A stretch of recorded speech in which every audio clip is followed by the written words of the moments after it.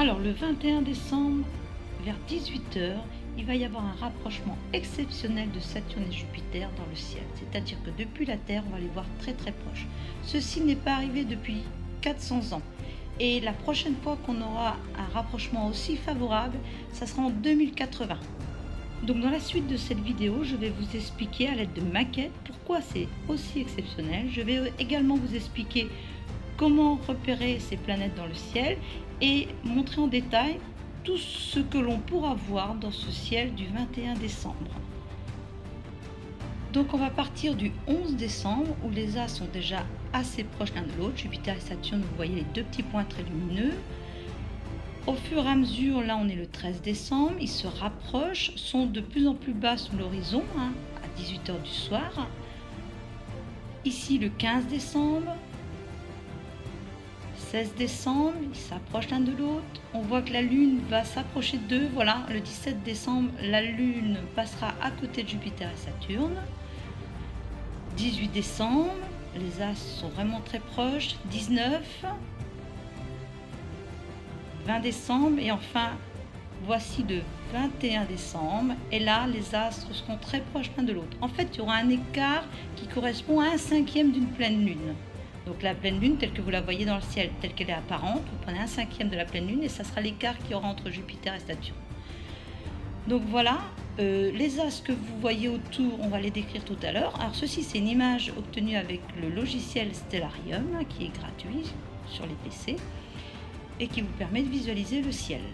Et là, vous voyez au 23 décembre, les astres se séparent nouveau, 24 décembre, et la nuit de Noël, ils sont un tout petit peu séparés. Donc vous pourrez encore observer à la nuit de Noël. Donc maintenant, on va utiliser des maquettes pour expliquer un petit peu tout ça. Pour expliquer ce rapprochement de planètes dans le ciel, de Jupiter et Saturne, on va utiliser cette maquette du système solaire, qui est une maquette avec certains facteurs d'échelle utilisés. Alors avant ça, on repère un petit peu les planètes. La plus proche, Mercure, ensuite Vénus, la Terre, Mars, Jupiter, Saturne, Uranus et Neptune. Alors, pour représenter ces planètes sur cette maquette, sur les distances, il y a eu un facteur 3000 milliards qui a été appliqué. C'est-à-dire, si on prend la vraie distance, c'est-à-dire de Jupiter au Soleil, qui est 778 millions de kilomètres, on divise par ce facteur de 3000 milliards et on obtient en fait 26 cm. Donc, la distance de là est de 26 cm et toutes les autres distances, on a appliqué le même facteur d'échelle. Voilà pour le facteur d'échelle. Maintenant, avec ce même facteur d'échelle, si on l'avait appliqué sur les dimensions des planètes, eh bien Jupiter aurait fait 5 centièmes de millimètre. Donc, il n'aurait pas pu être représenté. Et le Soleil, 1,5 mm. Alors, le Soleil n'est pas représenté là, je vais vous expliquer tout à l'heure pourquoi. Donc, pour le diamètre des planètes, c'est un autre facteur qui a été utilisé, c'est un facteur de 1 milliard. C'est-à-dire qu'on prend la vraie taille de la planète, par exemple Jupiter, son diamètre est de 143 000 km, on divise par 1 milliard et on arrive à un diamètre de 14,3 cm. Et les autres diamètres des planètes sont aussi avec le même facteur. Et avec ce facteur, le Soleil aurait fait une taille de 1,4 mètres. Donc, non représentable ici, d'autant plus qu'avec ces facteurs-là, en fait, si j'avais appliqué ce facteur de 1 milliard sur les distances, si c'était le même facteur, et bien en fait la Terre elle serait à 150 mètres. Donc elle aurait bien cette taille-là, mais elle serait à 150 mètres. Et Jupiter serait à 778 mètres. Et notre Soleil serait au centre avec un diamètre d'1,40 m et pourrait être représenté. Donc là, vous comprenez pourquoi il n'est pas représenté. Voilà, alors c'est exceptionnel. On a un alignement de Jupiter et de Saturne. Alors pourquoi c'est exceptionnel? Je vais vous expliquer pourquoi. Alors d'abord, sur les rotations des planètes autour du Soleil. Là. Alors,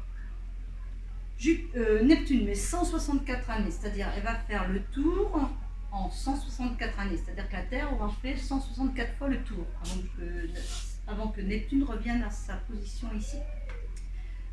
Uranus, elle va mettre 87 ans, Saturne environ 30 ans, Jupiter 12 ans, Mars moins de 2 ans, c'est 687 jours. Voilà, 687 jours pour Mars.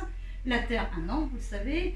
Vénus, c'est un petit peu moins d'1 an, c'est 225 jours. Et Mercure, c'est 3 mois. Donc, en tous les 3 mois, Mercure a fait un tour. Voilà, alors maintenant, je vais expliquer pourquoi c'est aussi rare. Alors, comme Jupiter fait le tour en 12 ans et Saturne en 30 ans, retrouvez cette situation, vous voyez là, si on attend quelques mois, quelques années, il va se passer, elle tourne plus vite, elle va se décaler comme ça, elle aura fait le tour en 12 ans, et ça leur a fait le tour, et elle, 12 ans, c'est un peu plus d'un tiers, donc elle était partie d'ici, elle serait quelque part comme ça. Donc elles ne sont pas encore rejointes dans le ciel, hein. Depuis la Terre, on les voit de manière séparée.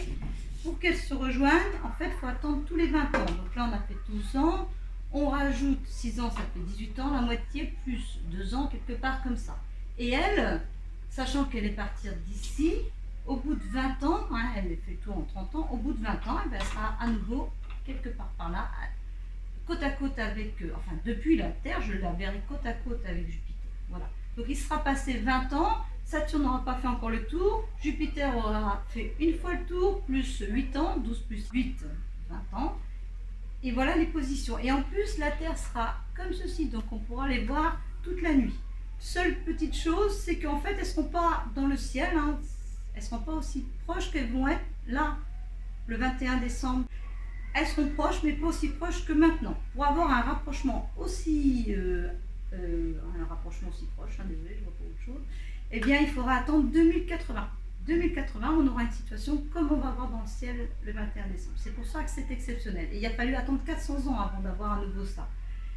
Alors, ça serait dommage de ne pas l'observer. Petit bémol, c'est on n'est pas dans une situation comme ça, on est dans une situation. J'arrive à ramener tout le monde. Ah, il y a des petites planètes. Voilà, je les remets comme ceci. On est dans une situation, je vais expliquer avec votre maquette tout à l'heure, mais le Soleil étant là, la Terre, quand elle tourne sur elle-même, ici, en fait, juste après le coucher du Soleil, on aura le coucher de Jupiter et Saturne. Donc, elles vont être très basses sur l'horizon. Donc, on a un petit timing pour les observer.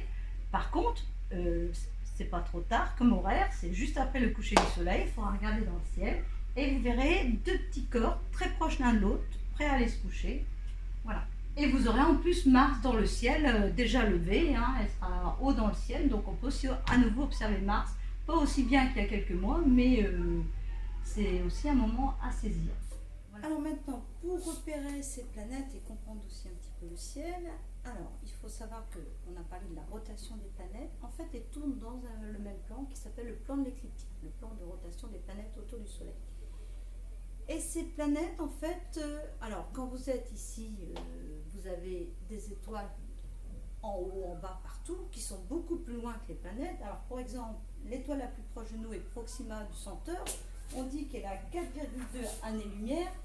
Une année-lumière, c'est 9461 milliards de kilomètres. Donc, quand on dit Proxima du Centaure, l'étoile la plus proche de nous, hormis le Soleil évidemment, est à 4,2 années-lumière, et bien c'est-à-dire c'est 4,2 fois ça, ce qui fait 40 000 milliards de kilomètres. En sachant que Neptune, elle, est à 4,5 milliards de kilomètres. L'étoile la plus proche de nous, quant à elle, est à 40 000 milliards de kilomètres. Vous voyez, les planètes sont très proches de nous, alors que les étoiles sont très très éloignées.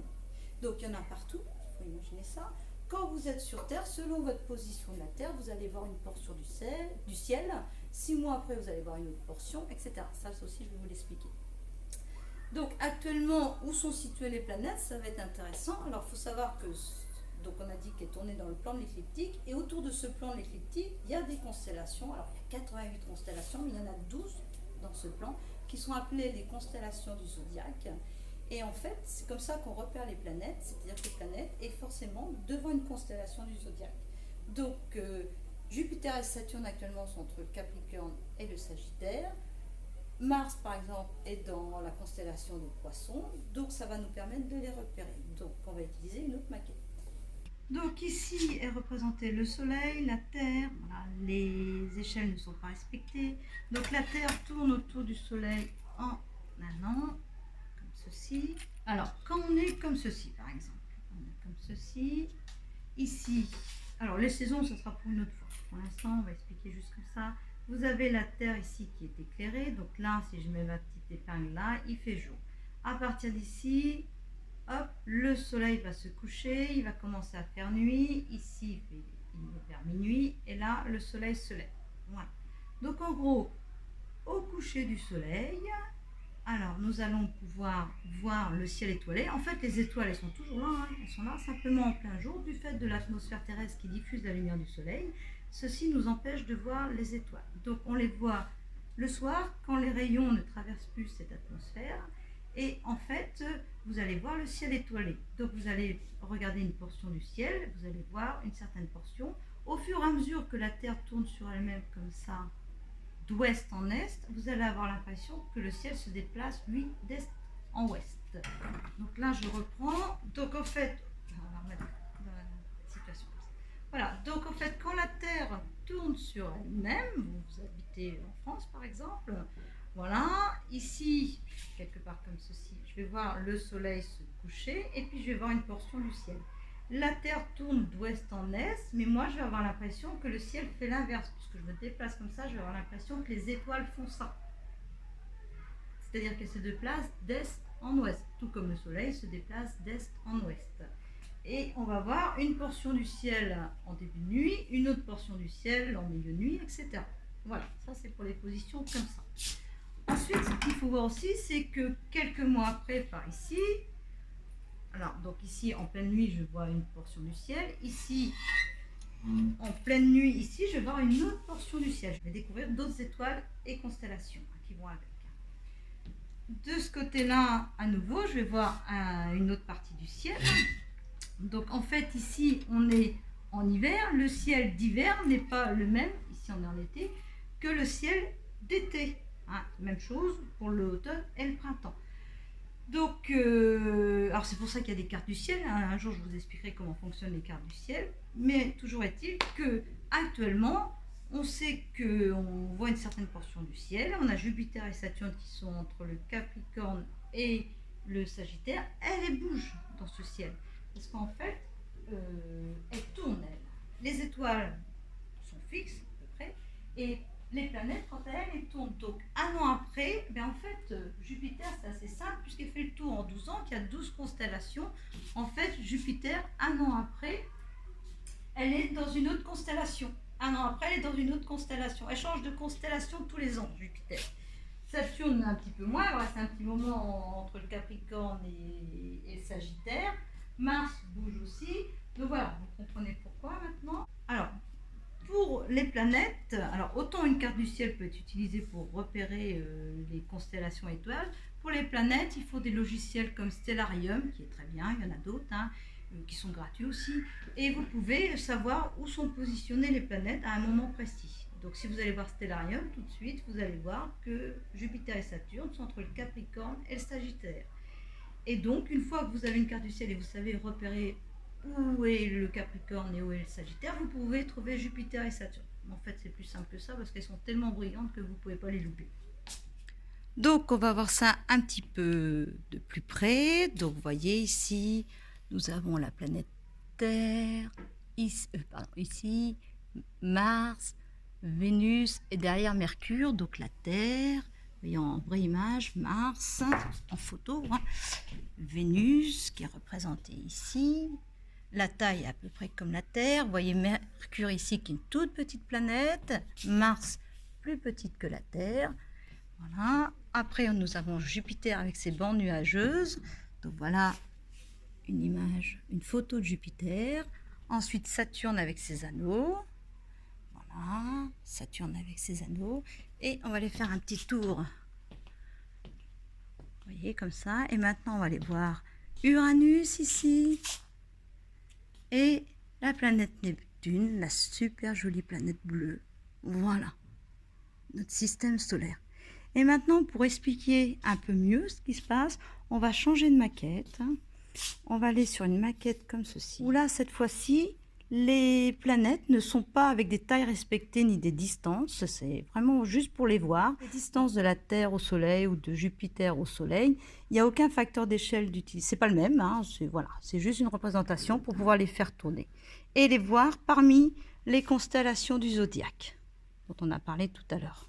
Alors, on voit toutes les constellations du zodiaque ici. Donc, les planètes passent devant ces constellations.